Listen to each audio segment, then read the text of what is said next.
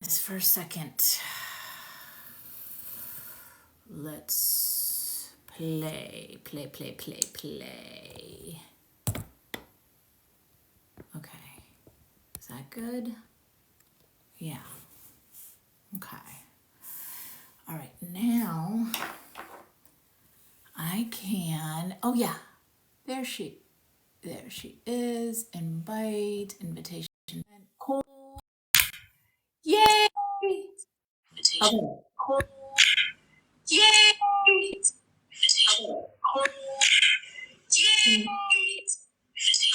Can you hear me? Yes. I don't know why it's echoing. Can you hear me? Big time, yeah. I don't know why it's echoing.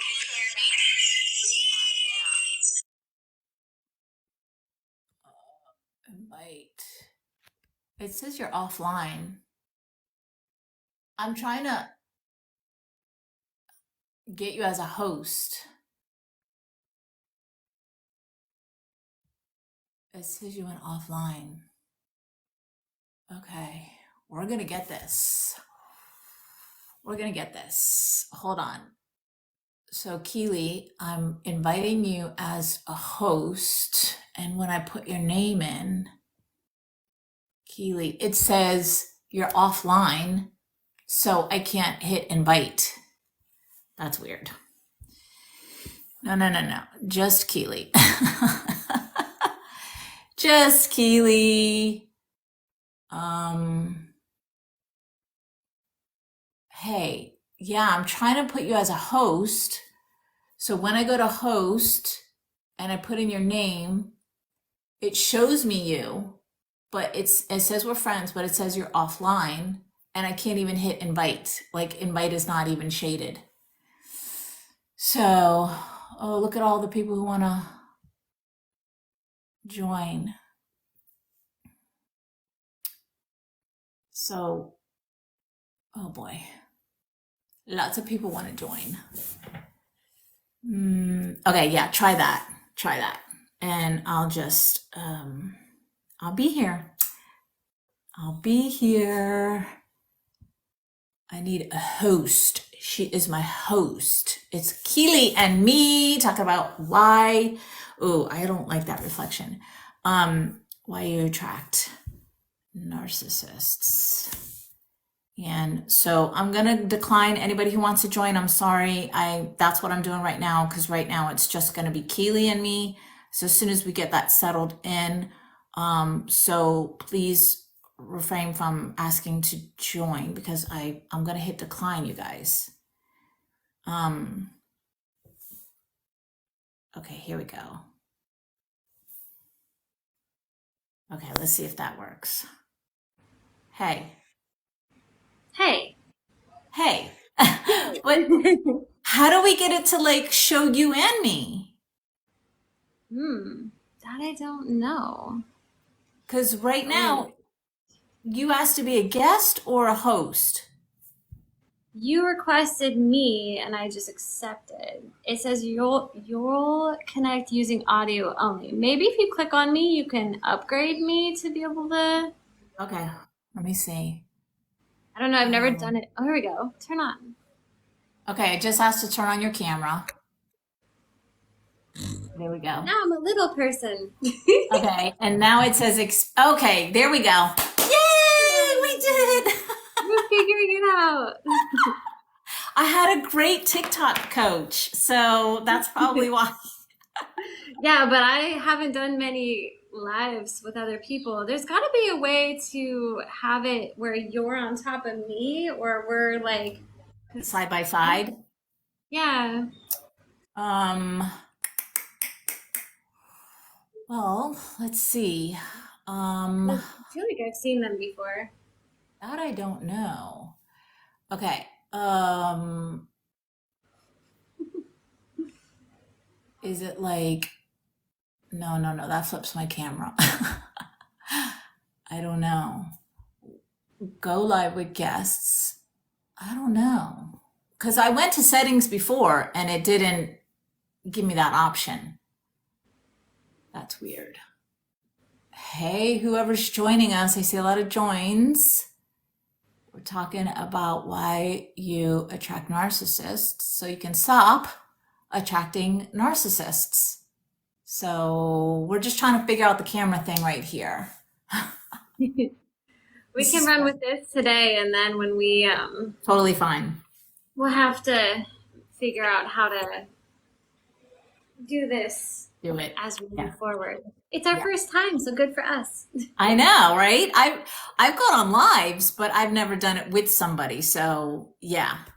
I haven't done that yet either. I've had people pop in and like speak, but never. Oh, I've never even done that. Yeah, it's pretty interesting. Well, and that's why. That's why I haven't done that because I'm like, "Ugh, what are they gonna say?" Yeah, and sometimes it's quite interesting. Yeah, I bet. All right, so we'll just hang out and see who joins and get into the conversation. We could introduce or even talk about why we're so passionate about this topic. I know we're going to Yeah, get people who are like, that's a overloaded or whatever word. Everybody I uses know. it. It's overused, blah, blah, blah, blah, blah. So we could also address that. Yeah, well, the thing is there's a creator on here I've been following for a really long time. He used to go by the King of Kings, and now he goes by uh, Jeffrey something. Mhm. And he's the like guy that's always like the reason why. He's always like got his hair really long, and he's just like outside walking, and he's like the reason why you can't find true love is because you're emotionally addicted to your partnerships. Do you know that guy? What is his Mm, name? Oh my gosh. no. Anyway, he did a video talking about narcissists, and it really like it made me laugh so much because he in the skit he's doing, the female is like, my ex-boyfriend was a narcissist. And so he's addressing why every single woman always says that her ex-boyfriend was a narcissist. And the thing is I think you're right. Like people just don't understand what a narcissist really is and what that Yeah. means. But and the thing is there's a lot of people with a narcissistic personality disorder, and then there's people that have narcissistic tendencies. And Right. then the word narcissism is like, and vanity is a whole different thing. So Right. there's a lot of like misunderstanding about what it actually means. Yeah. Totally. And it triggers some people because they're like, when they react that way, you know, Keely, they're being triggered by the word. And there's a reason for that.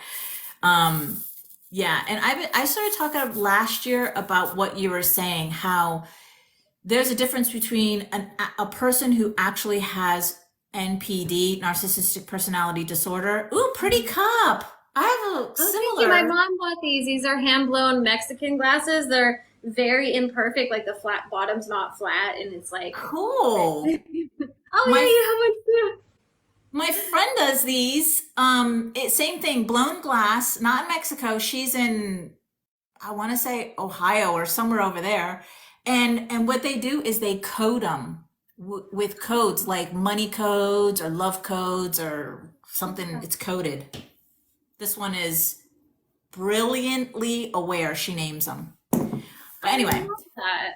I know, I love it. I use it every single day. It's my favorite. Yeah. Um, But Well, anyway, one. yeah. So last year I started talking about the differences between the two because that's a huge misconception. And yes, the word is overused and it's all by design, right? So I've been talking about like, all right, what you were saying. What's the difference between somebody who has narcissistic traits versus somebody who is legitimately has a narcissistic personality disorder? Because there is a difference and they do look a lot, similar. And that's why I think, in my opinion, it's overused because we've been trained to just label, label, label, label. If we put a label on it, then we know what it is, and Yeah. then we can solve the problem. And so anytime somebody's just showing up that way, we're like, narcissist, that's it. Case Yeah. closed. Yeah. Well, I brought up on my computer here the Wikipedia definition of narcissism, and I really think that the word narcissism and narcissist is why people get confused because narcissism, according to Wikipedia here, is a self-centered personality style characterized by having an excessive preoccupation with oneself, one's own needs, often at the expense of others. Right. So you can have narcissism. Like, I feel like we all have some depth of that where we're Totally. all a little bit selfish. But narcissistic personality disorder is where it's so extreme that they lack empathy. Like, I Hmm. really think the lack of empathy is the key here, because if Yes. you have someone who cannot self-reflect on themselves or show any empathy, that is a narcissistic personality, like a person with narcissistic personality disorder. Right. Yeah, for somebody else. Yeah, because they'll show empathy for themselves. They'll cry and say, I'm the victim, and Yeah. for themselves, and give you the sob and all of the emotions. But yeah, for somebody else or something else. Like I know my ex, he could be so loving to our pets, and then he could be so cold to our pets. Like we had a dog, family dog since the kids were little, and like I don't remember how long it was, whatever, 8 years later, 5 years later, doesn't matter. And we built this new house, and he was like, oh, she has to go in the garage now. She has to sleep in the garage and be in the garage. And I'm like, what? No, no, that's not happening. And oh, I just remember thinking, like, how can you be so cold Yeah. to something or somebody you love? Yeah. That's key. Yeah, with my ex, I was engaged for 5 years to him. I met him. The funny thing is, like, I feel so old now, even though I'm not. I'm only 33, but like back in the day when I was 21 and I met him, they still had Craigslist personals. Oh I met wow. him on the Craigslist personals ad. And the reason we connected so much is because one of the things I was really looking for in a person was I was looking for someone that loved to do projects together. Like I grew up on a farm and I love like building barns and stuff like that. So I was looking for someone that loved that sort of lifestyle, and him and I clicked on that level. He built ambulances for a custom, like a small shop that like specialized in outfitting ambulances and emergency vehicles. And he also was a very skilled Finnish carpenter and could build like these timber structures and stuff. So we kind of hit it off in that way. But one of the things that I noticed about him that I didn't understand at the time was that he could use people, like, and they would do everything for him, and then he would go talk bad about them later. Yeah. It was like always somebody else's fault. Yeah.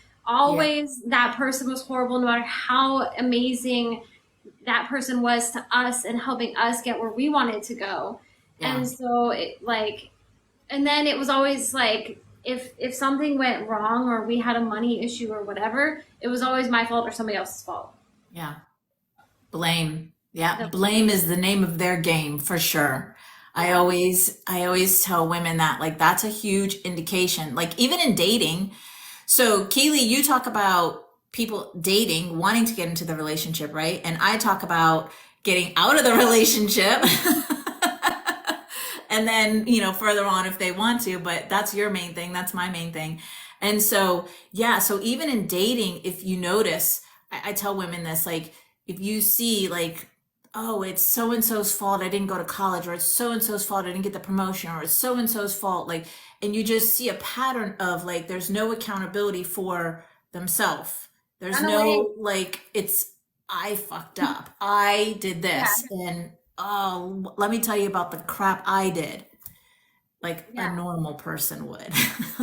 No, run away. Like if you're dating and if you're in the early stages of, this is why you want to date as long as possible. And I feel like women, and what I work with women now on is learning how to stand on your own 2 feet and be Mhm. independent and empowered outside of a relationship and while you're getting into a relationship, because so many women feel like they need to be validated and seek love in order to fill holes within themselves. And so they have like a money scarcity issue. They try looking for like stability and finances with a guy. So they Yep. jump into a relationship with a guy because he's got money. And they're like, oh, safety, safety. And then they never really dated him or got to know him. So all of a sudden they're married to him, right? Because they're seeking security. And then they come to you because they just married a narcissist and he changes, right? Like they go through the mask comes off. We have this thing called masking in narcissists.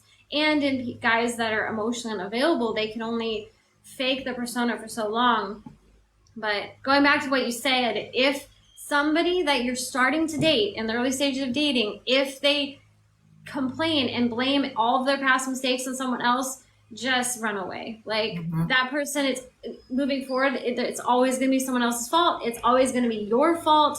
If mistakes are made, and you deserve someone that, like, I believe in radical self-responsibility. Mm-hmm. Yeah. Yeah. And do you see Dawn's comment? Yeah, I used to think it was good to be vulnerable, and then after my narc, I'm afraid to be vulnerable. Ooh, Yeah, we could talk about narcissists. vulnerability all Yeah. day, every day. Yeah, my friend Kelsey, she'd been with a guy for about a year, and she moved to New Zealand, not to be with him, she met him there. And I told her when she started dating him, don't verbal vomit all of your baggage onto the guy that you're dating, because if he's emotionally unavailable or narcissistic, he's going to use those things against you later. And that's exactly what he did. She felt self-conscious about not being able to show up in a relationship well, and not being able to be on time, and easily being distracted. So Mm-hmm. anytime she made a mistake, he would say, "Oh, it's because you're always easily distracted," Yeah. and just throw it right back in her face. He is not a narcissist, but guys will do that when they don't understand communication. So it's not just narcissists, but Yeah. and moving forward, the best thing you can do is learn how to say something and test when you're early stage of dating. Just test the waters. Like, give him something and see what he does with it, and also Yeah. be willing to poke at him. Like, I feel like women are so want to be perfect and be nice all the time and like whatever, but if you start dating with intention and confidence in who you are, and if you see something you don't like and you say it, you say, "Hey, I don't really like that thing," and you bruise his ego a little, oh, you either see the face as the narcissist, or you're gonna see a guy that can take responsibility for when he makes a mistake. Yeah. Totally. And vulnerability, Dawn, is it's like, it's who you are. It's so beautiful to be vulnerable. That's your feminine energy. Here's the thing that we commonly, and Keely, I'm sure you did this too, commonly make mistakes, is too much too soon. Like you were saying, we spill our guts too much too soon. So like, whether I've seen women do it, like, first couple of dates, or they're posting already on Facebook and tagging them, and it's just like we're in a relationship and it's just too much too soon. So when we do that, it yeah, it can turn into like, whoa, like I didn't sign up for this, like, oh, that's too much. Even if he's emotionally connected, he's going to be feeling the overwhelm, because sometimes when we're too much too soon being vulnerable, it's because we've been so lonely in the past, and we've been craving for some connection and feeling safe to be that vulnerable with somebody, and we haven't had it. So then we're like, oh yay, I have somebody, and it's like, and then it turns the other person off. I know I've been like that. I've had somebody who showed up like that, and it was too much too soon. I was like, ugh. Plus, it was a Yeah. guy. Well, it's almost like it's reverse love bombing, because we normally talk about men who love bomb women. It's kind of like women are doing the action that they wish the guy was doing. But Yeah. again, it's all in this like need, this incessant need to be validated and feel wanted and feel safe and like have some sort of connection. And so if that's a habit that you do, if you do get vulnerable too soon, try to find a community or female friends that you can develop some relationships and find some grounding and connection outside of a relationship. Yeah. That really helped me, because I struggled with feeling deeply lonely, Yeah. and so I was seeking it in men because I didn't know how to have female friends. And Yep. then when I actually started doing salsa dancing back in 2018, and that really helped a lot to be able to have connection Express. and community, and Mm-hmm. even touch, like physical touch through dance, so I Mm-hmm. could find that grounding outside of a relationship. Yeah. Yeah. And also for the listeners and Dawn, journal, pen to paper.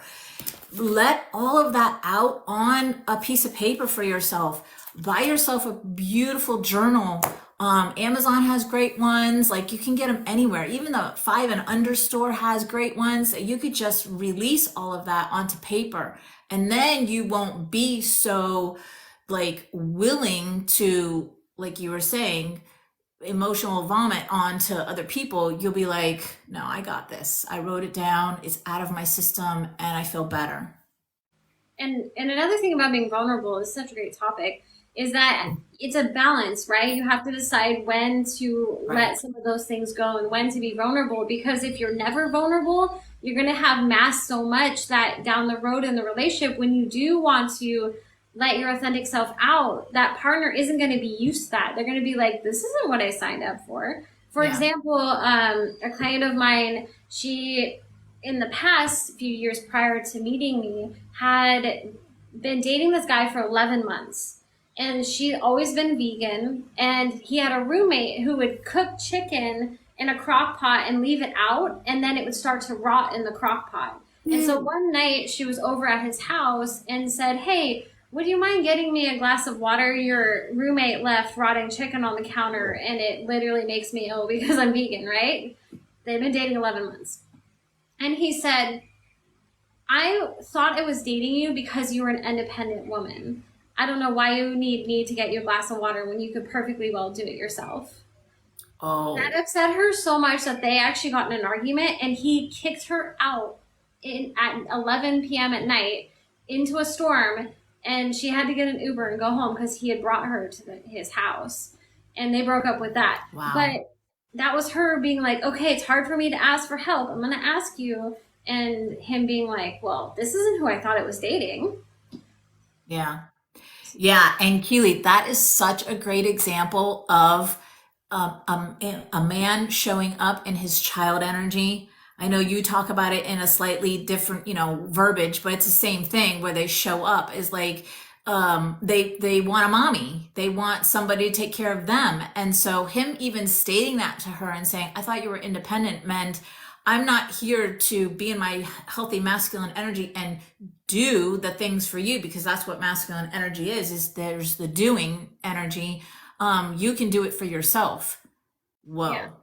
Good for her for like seeing that and taking action and getting the healing that she needed. Yeah. Even now, that was several years ago. Even now, in the relationship that she's in now, it's interesting because she's here in Mexico with me, and we were traveling from Pátzcuaro, which is a mountain town, back here to the beach. And Mhm. we were the websites for the Mexicans. A lot of these Mexican websites for services suck so bad, and we could not get our bus ticket bought on the website, and the bus terminal was like an hour away, and Oh so it wow. wasn't going to be easy for us to like get there, make sure we got a ticket and all this stuff. So I was like, why don't you just ask your boyfriend, who's Mexican, if he can call the service number? And she was like, no, no, no, can't do that. Can't do that, right? Afraid of being vulnerable and asking for help because of these things that happened in the past. And we ended up having like this half an hour discussion about why she couldn't just call him and ask him for help when I knew he would love to help her. Right. She still wouldn't ask, but we ended up being able to pay a different way. But now, months later, they've been together 10 months. She broke her ankle about a month ago here, and now she's having to ask him for help more often. She's seeing that he's a safe place to be vulnerable in that way. Yeah. I just went through that myself with Ray. I wanted to get to what Dawn said in the second thing. I I've done like a ton of healing around all the emotions and stuff. So I broke my foot 2 days after Christmas, and so I had to rely and depend on Ray and my daughter to help me with certain things. And I kept seeing how guilt was trying to sneak in, and I found myself saying, "Oh, I feel bad," or I feel like I was thinking, "I feel like a burden," and then I caught myself and I'm like, "Wait a minute, Denise." He wants to do this for you. He wants to take care of you. So does my daughter. Like they were like, "Oh my God, you broke your foot." Um, but sometimes even when we do all of the healing, those things pop in. And luckily I have the tools to like work through that. But yeah, the masculine energy wants to take care and provide for you and make you happy and surprise you and do all the things. And I always say this, Keely, to women, I'm like, look at the anatomy of a man. And look what is sticking out, i.e., doing. And then look at the anatomy of a woman, and she has the anatomy of receiving, and that's the way it was always intended to be.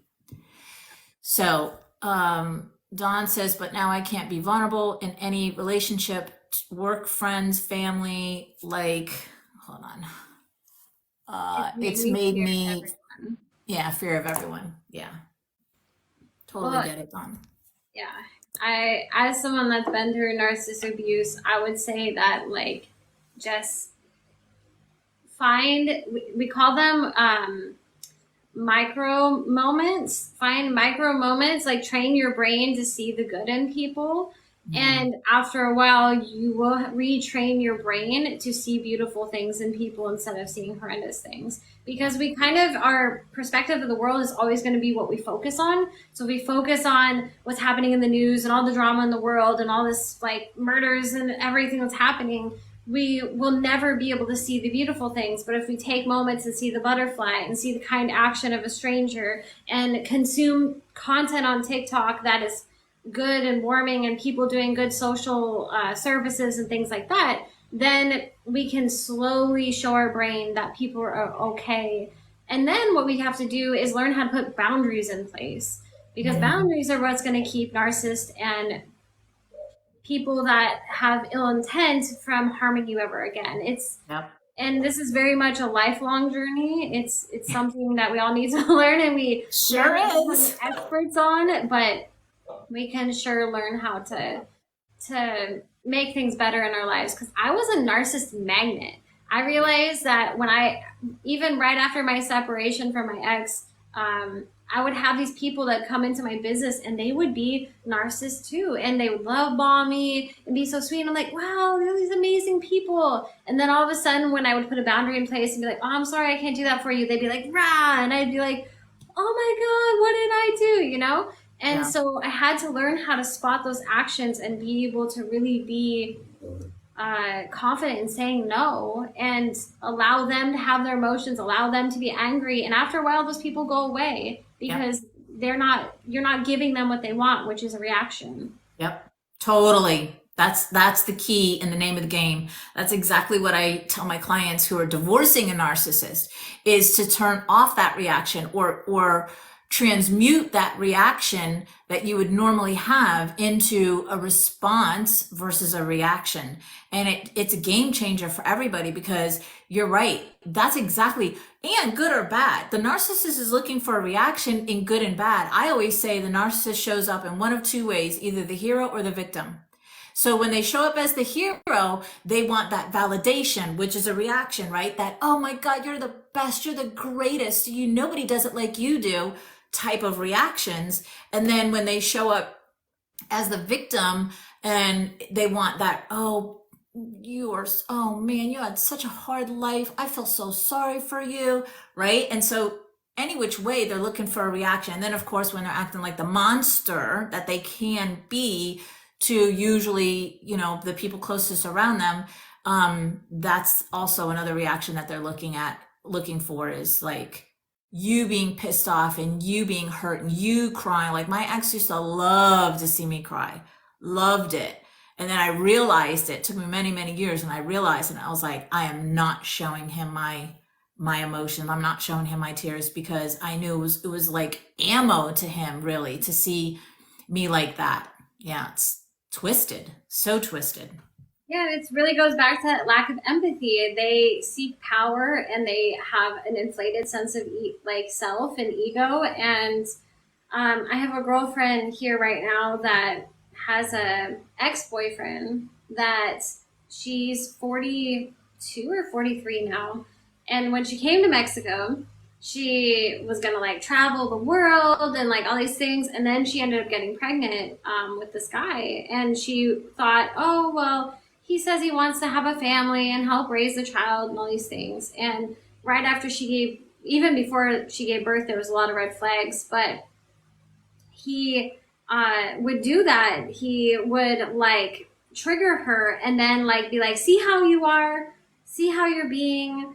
Yeah. And he would, now that she's outside the relationship and kind of healing and trying to set boundaries with him, I tell her, I said, the best thing you could do is when he does these little jabs at you to try to bother you, don't show any emotion. And recently she's like, I think I lost this one battle because I told him that he should, that I would be so happy if you died. It was like a horrible comment because he was being so horrible to her. And I was like, Right. okay, next time, just say thank you. Like, just say thank you and don't give him that, because now he knows that that was able to like uproot your emotions and Yeah. uncenter you. Yeah. So we got a comment here from Kelly. She says, I've learned to not show emotions and not react. Yeah, that's the name of the game, to respond versus react. Because when you respond, you're responding from the part of you who's confident, who knows how to handle this. Somebody said this to me the other day. I was doing an interview and I was like, brilliant. Think of the narcissist as a little spoiled 7-year-old. Like, that's what you're dealing with. If a 7-year-old child was saying these things to you, how would you react? Like, would you like, get so mad, or would you be like, bitch, please? Yeah. Like, not give it any of your attention, not give it any, you just be like, really? Go away. And that's such a great way to see it, like, because then there you go. No reaction, not bothering you. You're cutting the narcissistic supply, because that's what they're looking for. Everything that we're talking about right now is narcissistic supply. And like you said earlier, Keely, when they don't get the narcissistic supply, what happens? They go away. Yeah. They go away. I really do. It might take a while though. Yeah. I had a client this fall or a spring, and she was about a year outside of a narcissistic relationship. She'd been with him for 5 years, and he would still find ways to get to her. He was like, "Hey, I found a box of those drinks that you really like in my garage. Can I come by and bring them?" Or, Mhm. "Hey, I got these tickets to this concert I think your daughter would like." And it's like they've been split up for a year, but he's been still like watching and stalking her because heaven forbid she's happy without him. Right. Yeah. Yeah. The hoovering can be real, like real. When I left my ex and moved from South Florida to North Carolina, I was here a total of 3 months because my ex did the same thing. He did the hoovering. And for us, like, we were married, we have a family and all that. So it was pretty easy for him to say. First, he went through our daughter. So that was number one. They know exactly how to get to you. He went through our daughter first and said, I love you, baby, and I want you back home, talking to our daughter, and I'll do anything, and I miss you, and blah, blah, blah, and I miss your mom, and I want us to be a family again, and la, la, la, la, la, la. Yeah, and so then my daughter came to me before he did. It's like a chess game. Yeah. There's a piece in the chess that they know, make that move. Here's step one, because it's going to lead me to step 2 and 3. And it did. I packed up everything that I did to come here to North Carolina and went back to him, went back to Florida. Uh, but Yeah. you have to give yourself grace. Like, they're so manipulative and so graceful in the way they do it and tug Yeah. at your emotions. So Yeah. Kelly also said it's hard to do with being an empath. I tell you what, I am the queen of being empathetic. Like, I watched a video. Have you ever watched the content from Teal Swan?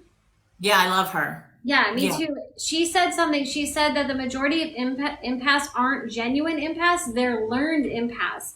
They Ooh. had a parent that was so unstable that they had to be the one monitoring the room to be hyper aware and hyper fixated on that parent's behavior for their own well-being. And Oh, I don't, interesting. it's hard to tell if you're a genuine empath or this is a learned behavior, because it's kind of like same thing with attachment styles. You know, it could be learned, and it could be something you naturally had and then amplified through your experiences through life. But I remember being really young and thinking my superpower was that I could put myself in other people's shoes. So Oh, that's why wow. like it always was like when I connected with someone, I put myself in their shoes and like experienced life through their eyes while I was like interacting with them. Mhm. So if you're an empath, really think about that and be like, okay, I'm empathetic and I feel a lot. Even more reason to do the work so you Yeah. can set boundaries and you can be empowered and you can be okay with being a little bit, I'm going to use the B word, the bitch word, Yeah. because I always felt guilty when I stood up for myself. Yeah. Because I didn't want to ruffle the feathers of my father. I didn't want to talk back to my mother and be sent.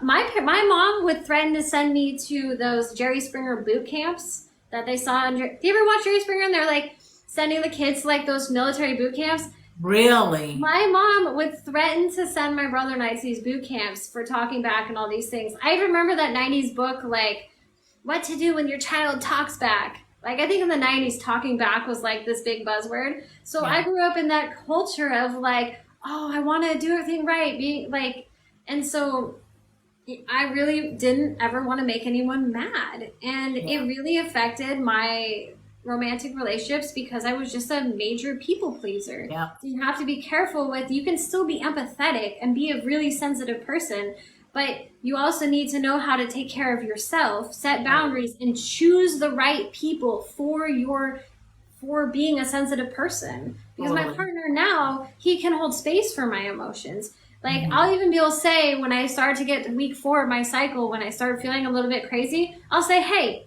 I'm on week 4. I'm a feeling a little bit edgy. Like just know if I say something, just say, "Hey, do you realize you said it that way?" And I'll be like, "Oh my gosh, I'm sorry. You're right. I'll reframe it." And so we can have these conscious like conversations. So like I don't feel like unseen Right. or unsafe as a sensitive, empathetic person. Yeah. Totally. So Kelly is asking, she says, unfortunately, I'm not able to leave. So do you have advice on how to keep sane until that time? Oh, yeah, girl, we got lots of advice. Yeah. Most of it we said. Yeah. Yeah, so I don't know if you have those kind of clients, Keely, where they're in the relationship and wanting to get out, but I have plenty of those. And also, that was me. I had set a 5 month plan the first time I left to make my escape, so to speak. And I did basically what it boils down to, Kelly, is you have to plan. First of all, you have to plan. You have to plan your escape. And in that planning, what we've been taught, Keely and I have been talking about, don't get caught up in all of the BS. And also, there's so many resources on TikTok and YouTube and, you know, groups and all of that that will help you to stay sane. So, like I said before, journaling is a great way to stay sane, especially in that time period. If what you're saying you don't want that person to see, rip it up, burn it, get rid of it. But at least you got it out of your system. You got it onto paper and you got it out. Being out in nature is a huge one. I remember when people used to say that to me, Keely, I'd be like, what does nature have to do with healing? I was like, what? Um, but yeah, grounding yourself and connecting with nature, just taking a walk, and meditation. Like there's a bunch of things. What are you thinking of, Keely, that she could stay sane until she makes that move? So I I feel like those are all really great, and I definitely did all of those. The things that are the most empowering, I know she said stay sane, but my mind goes to like how do you feel the most empowered when you're stuck in a situation you don't want to be in, right? Yeah. And so the most empowering thing you do is like really, like Denise said, make the plan and figure out all the reasons why you can't leave right now, whatever those might be. For a lot of women, it's money. That was one of the Yeah. things that I had trouble with was that him and I had a business that was commingled. We had a sawmilling business and Mhm. all the money came through that. And so I was like, okay, I got to make my own money. And so I started seeking ways to have enough money and build something so when I could separate from him, I could have my own stream of income and I wouldn't come crashing to the floor, have to go live with my mother, that sort of thing. And then I had Yeah. too many animals at the time, so I had to rehome a few animals so I could live in another area. And so just figure out what those things are and make them empowering. Don't ever allow the reasons why you can't do something become the reason why you never do it. Like Yeah. that, the worst possible thing you could ever do is stay somewhere that's not meant for you. And what another great one to help you stay sane is on Pinterest. There's so many really lovely affirmation tiles and like quotes and stuff. Create a board that has those quotes and create a board that has the feeling of the new life you want to create. Yeah. Because if you can hold on to the life that you want to have, Yes. the like contrast between that life and that feeling and what you're currently living in will get so strong that you can, there's no way, like you're willing to make any sort of sacrifices in order to like leave that situation. Yeah. And she just That's wrote, a really powerful one. I love that. Yeah. yeah. And she says mainly money is holding me back, so as well as nowhere to go. The thing is like a lot of women think they have nowhere to go, but I guarantee you that, and also being with a narcissist, they ostracize you, right? Is that the right word? They like isolate you. Isolate. They Yes. isolate Hmm. you from your support system. So Yep. the best thing you could do is start like going to women that you trust, because I guarantee you, like as someone that's been through a bad relationship myself, like if a friend came to me, like my friend Andrea, she was trying to leave her boyfriend, and I said, hey, take my car. I gave her my car for like 6 months so she could go make the necessary paperwork she needed to here in Mexico to be able to leave him. And Yeah. so I guarantee you that women are gonna like any woman that has been through a shitty relationship is like gonna willing to pour their heart into you if you're willing to be like stand in your own power and move through the shit, because it's gonna suck. Like Yeah. it sucks getting out of a relationship like that. Yeah. But I guarantee you there will be women that as soon as you say, hey, I'm going through this, I really need help, I need to get on my feet, have a place to stay, I'm willing to do the work and get a job and work on myself and work through all this hard situation. I'm gonna like, women will rally around you. Just start Yep. like hinting, you know? Yeah, I can talk about the money and leaving till the cows come home, because when I left my ex, I had no job and I was running his business, and the only funds that I could get my hands on were funneled through him, through either through his business or through him. And so I was moving 3 states away. I was coming here to North Carolina. So I was going to stay with a friend just until I could get an apartment. So going back to making a plan, I made a plan. This is the date I'm going to leave. And so part of a great way and part of manifestation is you start at the end and you work your way to your now. So I started with the moving date and what I needed that day, and I worked it backwards. So for me, this was 2011. For me, I thought $10,000, that's good. That's gonna get me to North Carolina, like with the Penske truck and the la la la, get an apartment. And then I was thinking to myself, like, I should probably have 3 months paid for just in case I don't have a job by then and the paychecks aren't rolling in. And so $10,000 was my mark. And so what I did was I did everything starting from the end result and worked my way back. I sold everything to start bringing money in, right? I had garage sales every weekend. I sold my old jewelry he gave me. I did some illegal shit. I just did whatever I had to do to get out of that situation. And I love sharing this story with women because I know it's inspiring for Kelly or anybody in that type of a situation.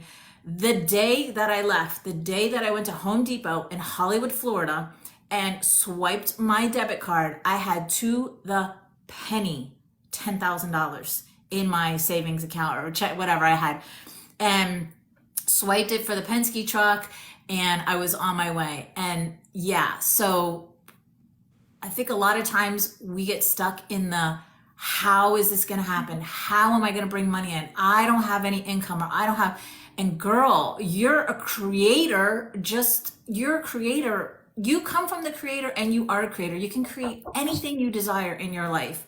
So do that. Start at your end date and work your way to now so that you can manifest whatever amount of money that you need to leave, and you have that amount of money. Whether it's 10,000, 20,000, because that was 2011. So 10,000 was pretty good back then, but now I would say, Yeah. Well, and I love that story because it's not about the how, it's about what do you need to do? What do yeah, you need to figure out? And when you ask the what it is, then you can, the how will kind of fall into place because, yes. like, when with my ex and I, we had $750,000 in debt together with that business. Wow. And like when I left him, I still had to figure out like how to separate from that. And if I would have waited until we had all the debt separated, I would have never been able to leave.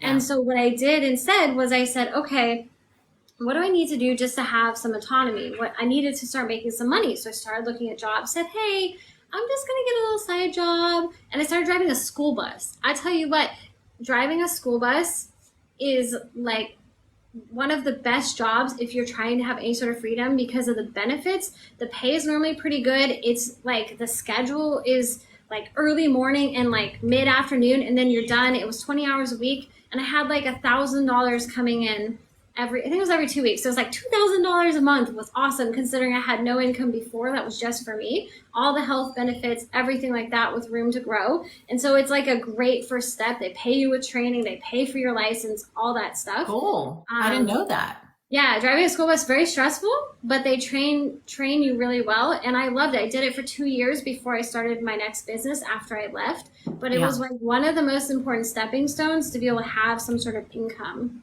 Yeah. Yeah. And That's then I awesome. moved into an RV. So sometimes women have a hard time leaving a bad relationship because they are.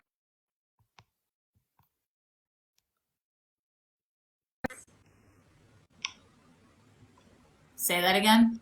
Oh, there we go. Sometimes women are afraid of leaving a bad relationship because of the decrease in status. There we go. Sometimes women are Got afraid that of echo leaving a bad again. relationship. The decrease in status. There we go.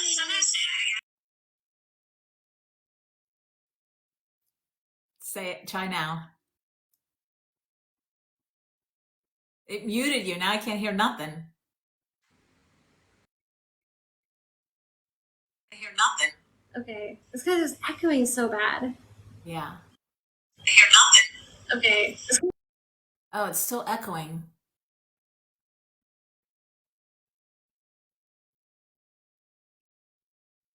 What changed? Okay. Maybe she's okay. Well, I'll keep talking while you're getting that together. Nothing. Oh, that's weird. That is so weird. Um, so Kelly said thank you to us, and you're so welcome, Kelly. This is she said, we are absolutely amazing. So are you, Kelly. We love doing this. This is our passion. We coach from our hearts. We love to see you transmute and transform into the version of you who is abuse free, who is living your magical life after narcissism. Okay, okay, here we go. Let's try this again. Oh, that's the wrong person.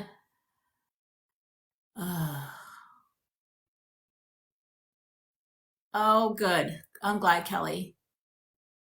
You can follow us and binge on our videos as well. That will be super helpful. And we both have offers, free offers that you could take advantage of. All right. I invited the wrong person. Okay. So can you join Keely? It's so either TikTok's being weird. I don't know what's going on. But we're about to wrap it up anyways because we wanted to pop on here for an hour. Keely and I are gonna start to come on here every Tuesday at 12 p.m. Eastern Standard Time, 11 a.m. Mountain Time. You can bring your questions. You could bring your experiences, whatever it is that you. Here we go. That you need from us, and we're happy to. Hey, Hey. I don't know why I have to leave it. Otherwise, it just keeps echoing and echoing and echoing. And I don't have a microphone. Maybe I need to plug a microphone in. Maybe that will help. But I don't know why it's so temperamental. So do you want me to access, so you could be on camera? Yeah, go ahead and add me Okay. again. Okay. There we go. Mine's a little slow too, because like I hit the camera and it took a minute for it to go off. I don't know. You can leave me like this. It's fine. I can be a little Okay. small box. Hi. Okay. No, my mom was trying to call me, and so I like denied the call, and then it started the echoing thing again, and I was like, Oh, oh, that's probably what happened. Okay, okay, but I okay. can't put my phone in airplane mode to like do the lives. I don't know. We'll have to figure out. I don't know how creators do it, you know? Well, I have my computer next to me, and like my husband texted me while we were on, and I just responded to him on my computer. Uh, yeah, well, Apple maybe I have to iPhone. use my phone that's not, I have another iPhone, and maybe I'll use it because it's not hooked up to the, we'll figure it out. Yeah. Okay. Well, what I was saying was because we're wrapping it up. I was just telling the audience about how you and I are gonna start to do this every Tuesday, 12 p.m. Eastern Standard Time, 11 a.m. Mountain Time, or no, Central. Central, yeah. Central, and for them to bring their topics and their, anything that they need, their questions, whatever they need, and that we have offers on our bios. If they want to go to your bio, go to my bio, and check out the offers that we have. So, was there anything that you wanted to add to that? Yeah. Do you want to share what your offer is? Yes. So right now, my offer, they can go to, I have a couple of things. I have a group that I'm filling. It's called Life After Narcissism Membership, group membership. But if you're not ready for that, there's 3 free offers. You can get on a call with me, 30 minutes, no cost, no obligation. I'm going to help you walk with you through the process of being on the other side of life. I call Life After Narcissism. Also, there's an ebook where I share my story with you of what I went through. You can grab that. And then a Heal Your Heart mini course is also what I have for them. Love those. Yeah. Yeah. So in my bio right now, I just launched this free little checklist. It's called the Stop Dating Losers checklist, and it will help you. I have 15 guidelines for the awakened feminine, and it will help you to date better, date smarter, attract higher vibration men, and never settle for anything less than you deserve ever again. In there's also a little checklist that will help you tell the red flags between someone who is narcissistic, emotionally unavailable, or just straight up lazy in dating, so you can avoid those type of guys as well. So that's a little freebie. It's linked in my bio. On Valentine's Day, I'm launching a community membership as well. And that's going to be for women that want to go deeper into the 15 rules of the awakened feminine and be able to, in 6 months or less, call in an aligned partnership. Ooh. In addition to my one-on-one coaching that I offer for women that are wanting to do something a little bit more private. So got all those things going on as well. Awesome. Yeah. I love that. Stop dating the losers. I used to, when I was dating, well, when I came out of dating, I called them douchebags. Yeah. Because I mean, and I know like it was the way that I was showing up, but also like the way they were showing up. And that was just my description. I love stop dating losers. That's a great description. And Yeah, and it really is a thing. I mean, I get so much pushback for it because the guys are like, well, the women, and it's like, this is exactly what I'm talking about. Like, there was a guy who started following me, and I've been messaging all my new followers to say, hey, thanks for following me. Like, I'm making videos based on the questions that my community has. And so this guy followed me, and I said, hey, I don't get a lot of men following me. I'm curious, are you actively working towards being a better partner in relationships? Is that why you're following me? And he just sent me laughing emojis. And I was like, oh, you're following me because I'm pretty. I yep, got it. Okay. that's exactly what I was going to say. He's following you because you're pretty. Yep. Yeah. And and we're not saying that women don't show up narcissistically. They Oh, they should. absolutely. This is not a gender thing. Both do. And there are plenty of men that go through these types of relationships where she's the one who's showing up in everything that we described in this live. She's the one who's, blah, blah, everything that we said. And it applies. It applies to both. Everything that we said apply. We were talking to women, but it applies to the men too. If there's any men watching and want advice, everything applies to whoever you are. It's just not being in the feminine, obviously, you being in the masculine, if you want to attract the feminine energy. Yeah. And there's lots of male coaches out there that speak to men in that way. Like as Yep. a woman, I feel like I've definitely been called on to ask, I've had men reach out to me and say, "Hey, I'm dealing with this issue in my partnership. What do I do to help support her better?" Yeah. Um, I feel like I can do that, but I can't speak on how to be a better man if women don't like you. Right. Because really, only a man that's been through his own journey can speak on what it's like to come across that. We can, of course, give hints and be like, "Hey, here's how you communicate better, and here's how you do this." But I feel like it's like men can't be like, "Hey, woman, you're getting all these bad relationships. Like, here's how I fixed it." It's like, no, you're a man, So Right. Yeah. Yeah, there's a lot of polarity coaches out there, men polarity coaches who talk to the men of how to attract feminine energy. And that's basically what it is for him to go back to who, and same for us, go back to who we were created to be, right? So the masculine energy is the doing. They're the ones who are that position.